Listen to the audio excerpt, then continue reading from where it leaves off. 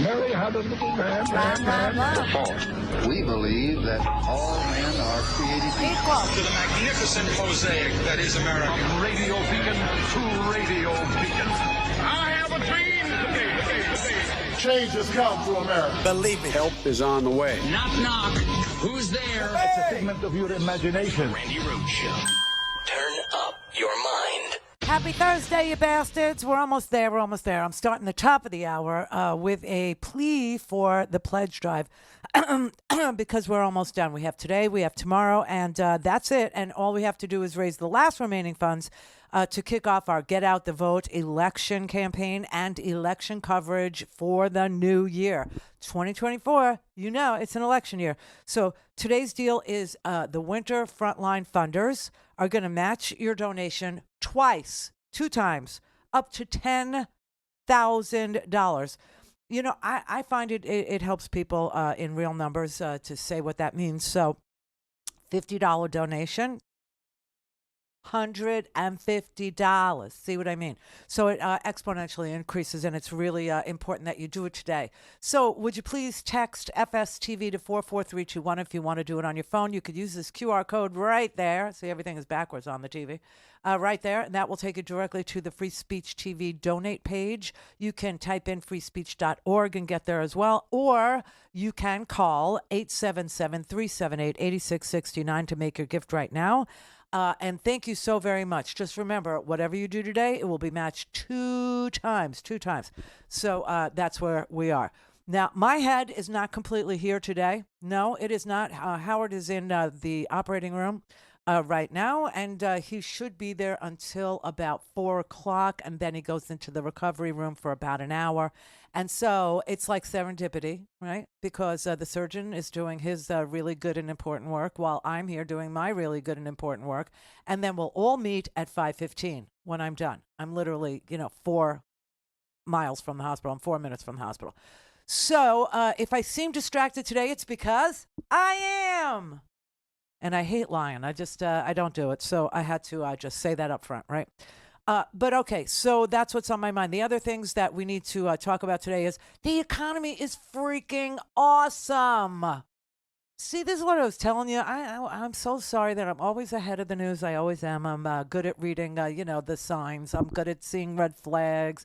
I'm good at, treasure mapping. I'm good at knowing whether to turn right or left, even though I have no sense of direction whatsoever. And it always puts me in the place I need to be, the place I'm supposed to be. You see what I mean? My instincts are impeccable, is what I'm saying. And I have confidence in what I read. I have confidence in what I'm concluding. And so I share it with you ahead of the news, ahead of the freaking news. But, the economy is amazing. The Wall Street news today, it's beautiful. I keep saying this is one of the most equitable recoveries that I've ever seen in my, a grown life, right? Usually the rich get rich first, or they get reimbursed first, or they get bailed out first. You know what I'm talking about, like banks and stuff. But this particular president decided that he wanted to send checks to people, get money in their hands right away. The child tax credit did a whole hell of a lot of good, getting half of the kids in this country that were living in poverty out of poverty. Then the Republicans came and said, oh, that's working too well. We have to nip that in the bud. Can't have that. We need people struggling. We need people, not focusing on, their own business. We need people so busy and so stretched and so confused, like Randi is today, that they can't figure their way out of a paper bag. That's how we win. And then we start a culture war. And we point at a woman's uterus and say, you could control that yet now, if you stick with us, you'll be able to control that. We'll give you some control, not over your own life, but over hers is what we'll do.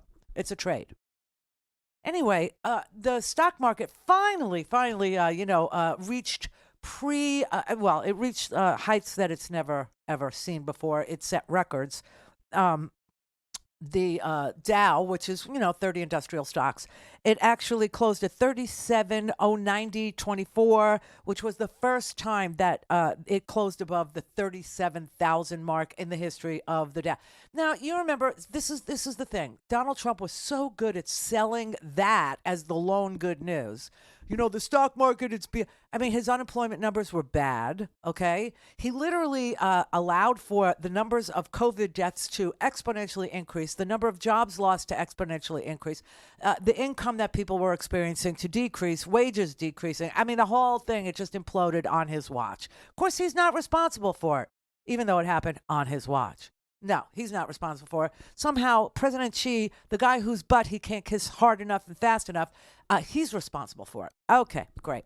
But the stock market finally had like this banner day. And it's not just the Dow, which is the 30 industrials. It's the S&P 500, which is 500 companies. It went up to finish the session at 4707. That's 4,700 for the first time since January 2022, okay, when also Joe Biden was presiding. And the NASDAQ closed at 14,733. So all the major averages hit fresh 52-week highs. Stocks surged to some new record highs yesterday. The Dow soaring more than 500 points. The S&P and NASDAQ hitting their best level since January of 2022 after the Federal Reserve held that key interest rate steady for the third straight time, and they also signaled cuts will be coming in the new year. NBC's senior business correspondent Christine Romans joins us. You called it this time roughly yesterday. You sat there. You predicted that the Federal Reserve would keep the interest rates where they were, which they did. Markets responded positively. Futures are up this morning. What do you make of what we saw yesterday, the gains and more? Well, look, you can look at your 401k today. A lot of us have been looking through, our hands the last couple of years. Last year was a terrible year in the stock market. This year is pretty good. And I think the Fed did exactly as we expected. So why would that be good news? Because the Fed indicating that there will be cuts coming, that they are done with this rate hiking cycle. And the Fed chief, while he didn't declare victory over inflation, he said it's too early to say they've fixed the inflation problem. But he really laid out a lot of progress on inflation and on the economy overall. He talked about the economy is still very strong, but moderating. That's what you want to see. The job market, low unemployment still. So all those interest rate hikes have not hurt the job market overall. So he really laid out an optimistic Goldilocks picture. Not too hot, not too cold. Just right in the economy. But even hinting that there could be rate cuts is sort of, let me tell you, I think inflation is fixed without telling you that I think inflation is fixed. Exactly. He wasn't wearing a bomber jacket on the, on Mission accomplished. He wasn't, because he's got to tell America, look, if this rears its ugly head again, we can manage it. We can manage inflation. But they are definitely looking toward rate cuts this year. And when you look at their forecast, 3 rate cuts this year. So what does that mean for all of us? Well, for Wall Street and for Main Street, it means borrowing costs will start to decline next year. And that is certainly good news if you're... Don't buy a house. Yeah, buy a house. This is don't buy it yet. This is pretty much a declaration of victory. Not only a soft landing, but inflation is fixed. And I know they don't want to say inflation is fixed because they don't want to say it and then have inflation, which is down to what, like 3% now, go up to like 3.5 and have some right-wing lunatic friend go, they said it was over, and look at this chart. It went from 3 to 3.5. It was 9.1%. Okay, inflation has dropped from 9%. That's almost 10%. Of things costing 10% more this year than last year. Right now we're down to 3%. We're trying to get to 2. We will get to 2. I really believe we'll get to 2. And you can see it. I can see it. I tell you, prices are dropping faster than Ron DeSantis's poll numbers in Florida. It's fast. It's very fast. Woo! It's like leaving skid marks. I saw gasoline on my way home from the hospital last night. It was $2.89 is what it was. $2.89. The only thing that's up is like the cost of a George Santos cameo, and that's only because Jimmy Kimmel is rigging the marketplace with demand.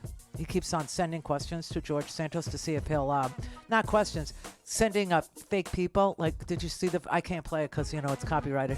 But John Fortuna, he made up this guy, and he asked George Santos to congratulate him on the loose beef eating contest that he won, and he did it. He's shameless. Of course he does it. He's just shameless is what it is.